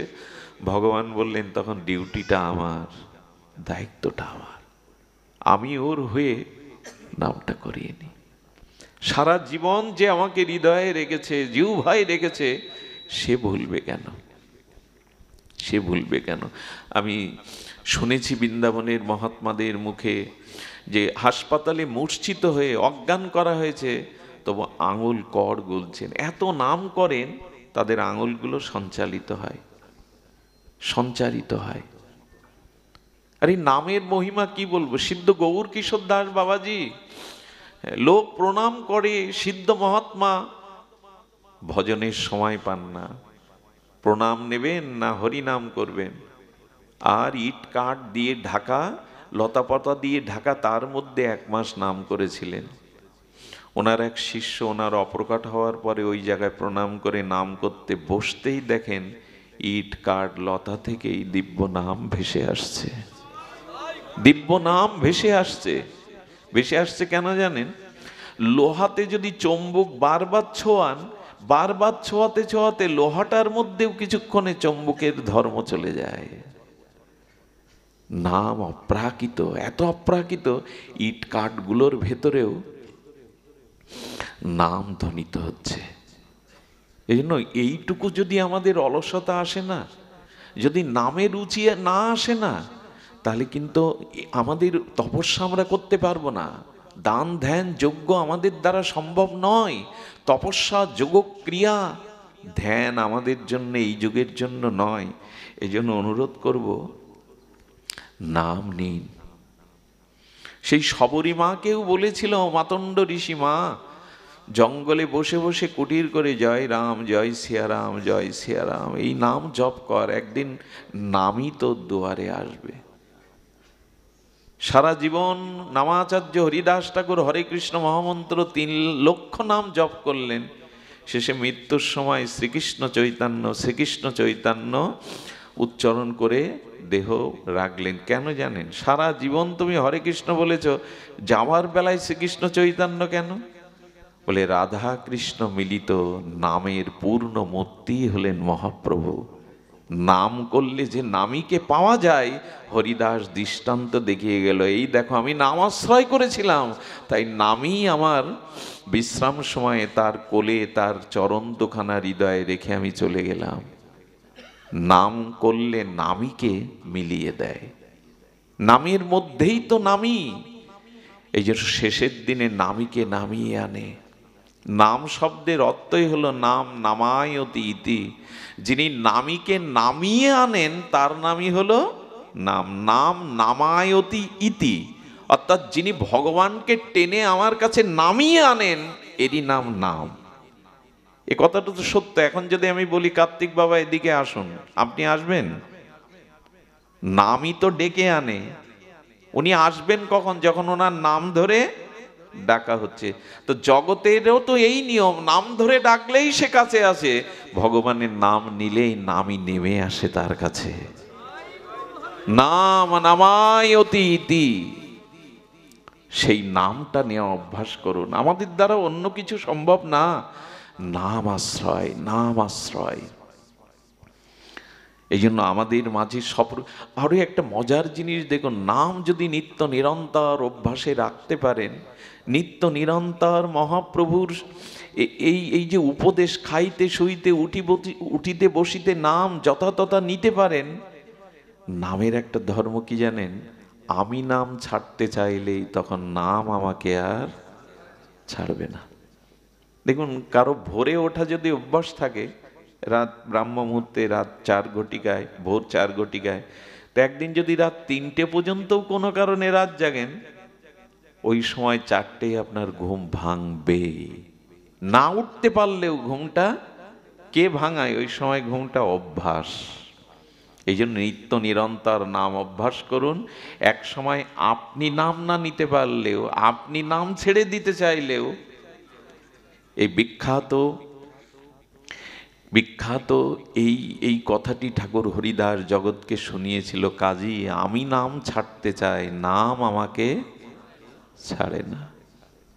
ভগবানের স্বভাব কেমন জানেন? পুতনা যখন কৃষ্ণকে ছলনা করে কালকূট বিষ পান করার জন্য কোলে তুলে নিয়েছেন, এক পলক একটু স্নেহ দৃষ্টিতে গোবিন্দের মুখ দেখে পুতনা রাক্ষসীরও মনে এলো, সত্যিই যদি তোকে মা রূপে কোলে নিতে পারতাম, এসেছি তো রাক্ষসী রূপে, তোকে বিষ পান করাতে, সত্যই যদি তোকে পুত্র রূপে কোলে, এইটুকু কেবল এক ঝলক একটু প্রীতি গোবিন্দকে দিয়েছিল। কিন্তু গোবিন্দ যখন তার প্রাণ টেনে নিচ্ছে, বিশেষ সাথে তার প্রাণটা টেনে নিচ্ছে, প্রাণ কেউ দিতে চায়? প্রাণ সহজে কেউ দিতে চায়? তখন পুতনা কৃষ্ণকে ছুঁড়ে ফেলতে যাচ্ছে, ছাড় ছাড় ছাড়, প্রাণ নিয়ে নিচ্ছে। গোবিন্দ তখন হেসে বললেন, আমার একটা স্বভাব আছে, কেউ যদি একবার আমাকে ধরে তবে সে ছাড়তে চাইলেও আমি আর তাকে ছাড়ি না। আমার একটা স্বভাব আছে, যে একবার আমাকে ধরে সে আমাকে ছাড়তে চাইলে আমি আর তাকে। কি অপূর্ব ভগবানের কৃপা! একবার আমাকে যেন তেন ভাবে ধরো, তারপরে তুমি ছাড়তে চাইলেও আর আমি তাকে ছাড়ি না। এটা তার করুণা, তার কৃপা। একবার নামটাকে আশ্রয় করুন, দেখবেন আপনি নাম ছাড়তেই, এই যে হরি কথাকে আশ্রয় করেছেন না, পারবেন না। যেখানে হরি কথা দেখবেন, হ্যাঁ, বুকে যন্ত্রণা হবে না যেতে পারলে, ব্যথা অনুভব হবে। একবার যারা হরি কথা হরি নামকে জড়িয়ে ধরেছে আর সে ছাড়তে পারবে না। আরো কথা কি জানেন? যারা নিয়মিত আপনারা আসেন দূর দূরান্ত রাত জেগে, শুধু এই জন্মে আসছেন না, আপনাদের আশাটা অনেক জন্ম ধরে অভ্যাস, এই জন্য আসছেন। এক জন্মের স্বীকৃতিতে হরিকথাতে রুচি হয় না, অনেক জন্ম ধরে যাদের অভ্যাস তারাই কেবল আসে, হঠাৎ এগুলো হয় না। গোপীরা বলেছিলেন, ভুরিদা জনা, যারা তোমার কথা মাধব বলে তারা এক জন্ম ধরে বলছে না, তারা বহু জন্ম ধরে তোমার নাম রূপ লীলা প্রচার করছে, এক জন্মে এটি হয় না। আর যারা তোমার কথা শ্রবণ করছে ভালোবেসে, তারাও বহু জন্ম ধরে শুনছেন, এবং এই জন্মে যে অভ্যাসটা করে যাচ্ছেন না, আগামীতেও যদি জগতে আসতে হয় তবে জানবেন এই হরি কথা আর হরি নামের নেশা আপনাকে ছাড়বে না। টেনে আপনাদের কোথায় নদী আর কোথায় সাগর বলুন তো? কত আঁকাবাঁকা না নদী! আচ্ছা, আঁকাবাঁকা নদী দেখে একবারও মনে হয় না এই জল কোথায় যাচ্ছে, কত আঁকাবাঁকা। কিন্তু নদী জানে, আঁকাবাঁকা যতই থাক, পথ যতই বক্র হোক, আমি সাগরে যাবই। তেমন আবার যদি কোনো জন্মে যেখানেই জন্ম নেন, এ জন্মের হরিনাম হরিকথা আগামী জন্মেও আপনাকে নদীর মতো সাগরে নিয়ে যাবে, এই হরিকথায় নিয়ে যাবে, ওখানে আপনাকে আবার নিয়ে যাবেই। এই যে আসছেন বারবার, এটাও গত জন্মের এই অভ্যাস ছিল। নদী যতই আঁকাবাঁকা থাক, সাগরে সে যাবেই, সাগরে তাকে যেতেই হবে। সাগরে না মিশলে তার পূর্ণতা নাই, তার প্রাপ্তি নাই। তেমন এই হরিকথাকে যারা একবার বহু মানন করে শ্রদ্ধা ভরে হরিনামকে গ্রহণ করেছেন, নাম আপনাদের নিয়ে যাবেই সেখানে, নাম আপনাদের নিয়ে যাবেই। সবশেষে বলি, সংসারের চিন্তা কামনা বাসনা নিয়ে খুব বেশি মজে থাকলে আমরা মূল কাজটা করতে পারবো না। কৃষ্ণ ভজনের জন্য দেহটা পেয়েছিলাম, ভগবত ভজনের মুখ্য সময় এটি। সবশেষে একটি প্রহ্লাদ মহারাজের এই লীলাটি আপনাদের অনেকেই জ্ঞাত আছেন। প্রহ্লাদ মহারাজ তখন মহারাজ। প্রহ্লাদ মহারাজ তিনি রথে করে চলেছেন, বনাঞ্চলের মধ্যে দিয়ে যেতে যেতে দেখছেন একজন এক বৃক্ষের তলে শায়িত। তার মুখের প্রসন্নতা, উজ্জ্বল দীপ্তি দেখে মনে হচ্ছে আমি রাজা, কিন্তু আমার মুখমণ্ডলেতে এত প্রসন্নতা, এত আনন্দের প্রকাশ নেই, দিব্য প্রকাশ। কে উনি? গিয়ে দেখছেন একটু মোটা সোটা, দেহটা যেন চিন্ময় দেহ, প্রহ্লাদ মহারাজ মনে করলেন ইনি সাধারণ না, প্রণাম করলেন। প্রহ্লাদ মহারাজ রথ থেকে নেমে প্রণাম করে বললেন, হে মহাত্মা, যদি আমাকে যোগ্য মনে করেন, আমার প্রতি যদি আপনার কৃপা দৃষ্টি থাকে, আমার দুটো প্রশ্ন আসে। উনি প্রশ্ন করছেন, কে আপনি? বললেন, আমি প্রহ্লাদ। বলল, প্রহ্লাদ মহারাজ, কি প্রশ্ন আপনার? বলে, আপনার পরিচয়? বলে, আমি দত্তাত্রেয় ভগবান। উনি দত্তাত্রেয় অবধূত, উনি যিনি 24 গুরু করেছিলেন ভাগবতের, দত্তাত্রেয় অবধূত, তাকে ভগবানও বলা হয়। প্রহ্লাদ মহারাজ তখন প্রণাম করে বলছেন, আমার দুটো জিজ্ঞাসা, আপনারাও শুনুন। জিজ্ঞাসা হলো, আপনি এত মোটা কেন? স্বাস্থ্য কেন আপনার? আচ্ছা, এই প্রশ্ন যদি আমি দাদার কাছে করি, কেউ যদি উল্টে বলে, বেটা তোর বাবার টাকায় খায়, যে আমি মোটা কেন জিজ্ঞেস করছিস? কিন্তু উনি অবধূত, ভগবান। উনি বললেন, এত প্রশ্ন থাকতে মহারাজ আপনি এই প্রশ্ন করলেন কেন, আমি মোটা কেন? খুব ধ্যান দিয়ে শুনুন, খুব মার্মিক কথা। বললেন, এটা জঙ্গল, এখানে কোনো সুআহারের, বহুবিধ আহারের কোনো ব্যবস্থা এখানে, ফল জল ছাড়া তো কিছু নাই। আর এখানে কোনো সেবকও নাই যে আপনাকে সেবা করাবে। এখানে তো ও জাতীয় কোনো ব্যবস্থা নেই। কিন্তু সুস্বাস্থ্যের অধিকারী হতে গেলে, দেহে চেকনাই দেখা দিতে, মোটা সোটা হতে গেলে তো আহার করা লাগবে, সেবক লাগবে, যত্ন আদর লাগবে, বহুবিধ খাদ্য লাগবে। এখানে তো কিছুই নেই, সেবকও নেই, খাদ্যও নেই। আর দ্বিতীয় প্রশ্ন হলো, আপনি জঙ্গলে শুয়ে রয়েছেন, হ্যাঁ, লজ্জা নিবারণের সামান্য একটু বস্ত্রখণ্ড, আপনার মুখে যে প্রসন্নতা, আপনার মুখে যে দীপ্ত আনন্দ, এটা মহারাজ হয়ে আমার নেই কেন? আমি তো সিংহাসনে আসীন মহারাজ, প্রহ্লাদ আমি নেই কেন? উত্তর দিচ্ছেন হলো এই যে, দেখো, আমি 24 গুরু করেছিলাম, তার মধ্যে দুজনকেই আমি সর্ব অগ্রগণ্য মনে করি, তাদের শিক্ষাটা আমি সর্বতভাবে নিয়েছি। আপনাদের মনে আছে 24 গুরু করেছিলেন অবধূত, তার মধ্যে দুজনের কথা উনি বলছেন, একটা হলো মৌমাছি, একটা হলো অজাগর। এদের কাছ থেকে, তোমার দুটো প্রশ্নের উত্তর এদের কাছ থেকেই আমি শিখেছি, নিয়েছি। বলে, কেমন? বলে, দেখো, মৌমাছিকে গুরুকরণ করে এই শিখেছি, কত ফুলে ফুলে, কত পরিশ্রম করে করে ওরা একটু একটু মধু সঞ্চয় করে। ওই মধুটা যখন লোকচক্ষুর সম্মুখে ওরা মধুর চক্র বাসা বাঁধে, তখন অন্যের দৃষ্টি যায়। আর অন্যের দৃষ্টি গেলে কি হয় জানেন? এত পরিশ্রম করে, এত মুখে মুখে ফুলে ফুলে পরিশ্রম করে যে মধু সঞ্চয় করেছিলাম, ওইটা দেখা মাত্র আমাদের শত্রু এসে আমাদেরকে আগুন দিয়ে পুড়িয়ে, ধোঁয়া দিয়ে, তাড়িয়ে দিয়ে মধুটা ওরাই উপভোগ করে। আমি মৌমাছির কাছে শিখেছিলাম, এই যে অর্থের পিছনে, এই মধুর পিছনে, জগতের কামনা বাসনার পিছনে এত কষ্ট করে ছুটে আমরা সঞ্চয় করে, অথচ আমি কিছু ভোগ করে যেতে, ওই নিয়ে পরবর্তী সন্তানরা অবৈধ পথে নেশাগ্রস্ত হয়ে মামলা মকদ্দমা করে কত অর্থ ব্যয় করে, ওটা আমার প্রকৃত কাজে আসেনি। তাই দেখো, আমি সঞ্চয় না করে আমার ভেতরের যে আত্মখাদ্য, ভগবানের চিন্তন আমি বাড়িয়েছি, বিষয় চিন্তা বেশি না করে। কারণ এই যে জোয়ার করে, দেখবেন কত জমিদার কত কিছু করে গেল, কোনো ভোগই হয় না তাদের। আর ঈশ্বর বললেন, ভোগের ক্ষমতাও তোমার তো নেই।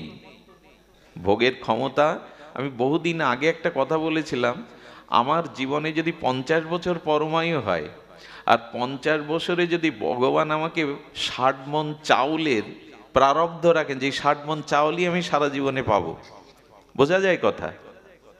অন্ন প্রারব্ধে না থাকলে পাওয়া, ওই মুখের অন্নও পাওয়া যায় না। সামনে থাকতে প্রারব্ধে না থাকলে, ওইখানেই তো স্ট্রোক হয়ে অনেকেই মারা যায়, অন্যের গালাটাও মুখে তুলে দিতে হবে, এটা প্রারব্ধ। তো 50 বছর পরমায়ুতে 60 মণ চাল যদি সারা জীবনে প্রারব্ধ ঈশ্বর আমার জন্য বরাদ্দ দিয়ে থাকে, তা আমি 40 বছর বয়স পর্যন্ত 55 মণ খেয়ে ফেলেছি। আর 10 বছরে 5 মণ কুলবে তো? যদি এই হিসাব কেউ মাথায় কষ্ট করে জ্যামিতি বা অঙ্ক কষতে চান, ঈশ্বর বলবে, তোমার ও বুদ্ধিতে কাজ হবে না। ওকে ডায়াবেটিস দিয়ে দিয়ে ডাক্তারের মুখেই শোনাবো 1 কাপ করে একবেলা খেতে হবে আর রুটি, মানে ওই 5 মনেই তোমাকে 10 বছর চালাবো আমি, ও বুদ্ধিটা আমার। তোমার বুদ্ধিতে কিছু চাইলেও কি ভোগ করা যায়? এত সুন্দর রসগোল্লা মিষ্টান্ন ডায়াবেটিসের সামনে দিন, ওকে 20 মনে হবে। আরে আপনি পারবেন না ভোগ করতে। জীবনের জন্য যতটুকু প্রয়োজন পাহাড় গড়ে তুলেন না, চাপা পড়ে যাবেন। ওই করতে গিয়ে আর মূল কাজ করা। এই জন্য ধন দৌলত থাকুক, কিন্তু ওর থেকে একটু বেরোনোর চেষ্টা করুন। রামকৃষ্ণদেব বলতেন, কিছু পিপিলিকা চিটে গুড় খেতে গিয়ে এত খেয়ে বসে ওর থেকে আর উঠে আসতে। কিছু পিপিলিকা দেখবেন পেছনের হুলটা উপরের দিকে দিয়ে গুড় খায়, অল্প খায়, ওরা বেরিয়ে আসতে পারে। বিষয়ের মধ্যে অত ভোগ করতে যেও না, বেরোতে পারবে না, বেরোতে পারবে না। এই জন্য বললেন, ওই বিষয়ের পিছনে না ছুটে আমি সুস্বাস্থ্যের মানে প্রসন্নতা, আমার মুখে যে প্রসন্ন, বিষয় বাসনার চিন্তা নাই, এই জন্য আমি এত প্রসন্ন। একটু ভজন করুন, বিষয় থেকে একটু বেরোন, দেখবেন মুখের উজ্জ্বলতা বাড়বে। দেখবেন ভেতরের প্রসন্নতা, উজ্জ্বলতা মানে কি? ভেতরের আনন্দটা বাইরে। এখন আপনাদের দেখে যতটা সুখী মনে হয়, পৃথিবীতে কেউ এখন এতটা সুখ পাচ্ছে না। ভগবানের ভজনের মধ্যে, সাধু সঙ্গের মধ্যে একটা চিন্ময় অপ্রাকৃত আনন্দ আছে, যে আনন্দটা অন্যখানে পাওয়া যায় না। সব থেকে কষ্টের কাজ করছেন এখন, অথচ সব থেকে আনন্দ পাচ্ছেন এখন। সব থেকে কষ্টের কাজ মানে কি? মাটিতে বসেছেন, ক্ষুধা তৃষ্ণা এখন জাগলেও সেটা মনে আপনি চাচ্ছেন না। খাদ্য, শয্যা, আপনজন, বিনোদন কিছুই না, আরো মুখ বুজে 1-1.5 ঘন্টা কারো কথা শুনতে হচ্ছে, হজম করতে হচ্ছে। এত কঠিন কাজের মধ্যেও শান্তি কেন পাচ্ছি জানেন? এখন বিষয় চিন্তা নেই, ভগবত চিন্তা আসছে বিধায়। এই জন্য মনের প্রসন্নতার জন্য মানুষ গান গায়, পিকনিক করে, কত জায়গায় বেড়াতে যায়। আরে সব থেকে প্রসন্নতা হলো হরি গুণগুণ গানে, হরি কথার সাধু সঙ্গের মধ্যেই প্রসন্নতা। এর থেকে বড় প্রসন্নতা অন্যখানে পাওয়া যাবে না। তেষাং সতত যুক্তানাং ভজতাম প্রীতিকপূর্বকাম দদামি বুদ্ধি জগাং তাং উপজান্তি দে। কেন ভজন করবে না?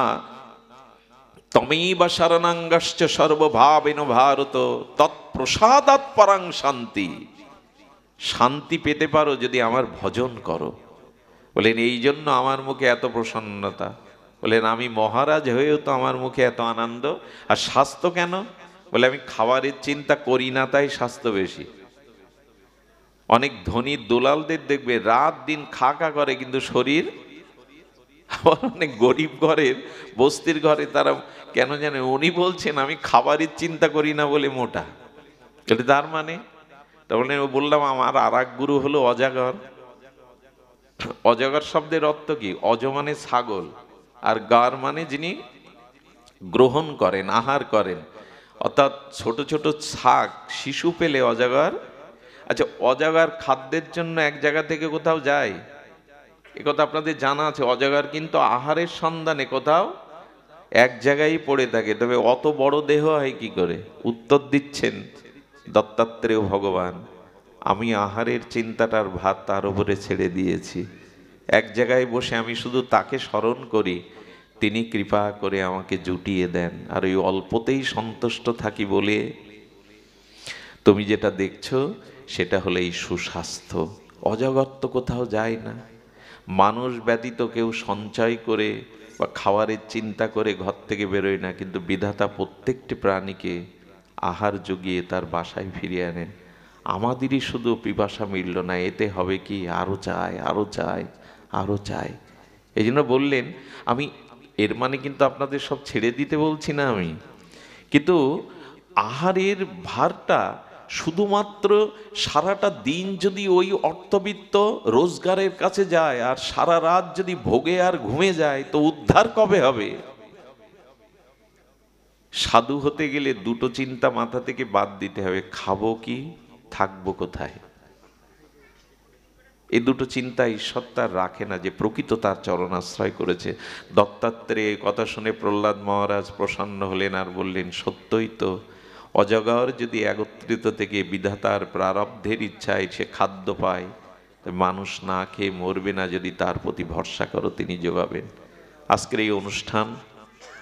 উনি ভাগ্যবান কেন জানেন?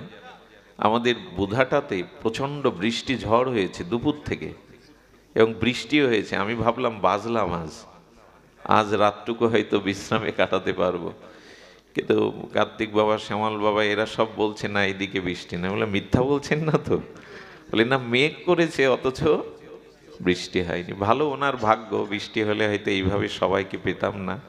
তো ওনার জন্য আশীর্বাদ করবেন। আশীর্বাদ তো পেয়েই গেছেন। বাড়িতে এত সাধুগুরু বৈষ্ণব এলো, হরিনাম হলো, হরি কথা এলো। আজ ওনার এই গৃহটাই, আঙিনাটাই বৈকুণ্ঠ হয়ে গেছে। যেটা ভগবানের গুণাগুণ কীর্তন হয় সেটাই বৈকুণ্ঠ হয়ে যায়। ওনাদের প্রতি, পরিবারের প্রতি আশীর্বাদ রাখবেন। আপনাদের সবার কল্যাণ হোক, সবার কৃষ্ণ ভক্তি হোক, এই প্রার্থনা জানিয়ে, আপনাদের চরণে প্রণতি জানিয়ে এখানে এই হরিকথা বিশ্রাম রাখছি। একটা বিশেষ অনুরোধ, উনি যেটুকু প্রসাদের আয়োজন করেছেন সকলে বসে প্রসাদ পাবেন, এবং আমরা দাদাজিকে বলবো সংক্ষিপ্ত নামের দ্বারা আজকের পাঠ বা অনুষ্ঠান পূর্ণ বিশ্রাম দিয়ে আগামী শনিবারে এই জীবাধমের আসবার কথা আছে সন্ধ্যায়। কোথায়? রাজুর সাহাপাড়া। আপনারা নিমন্ত্রিত। খোকন সাহা সম্ভবত ভদ্রলোকের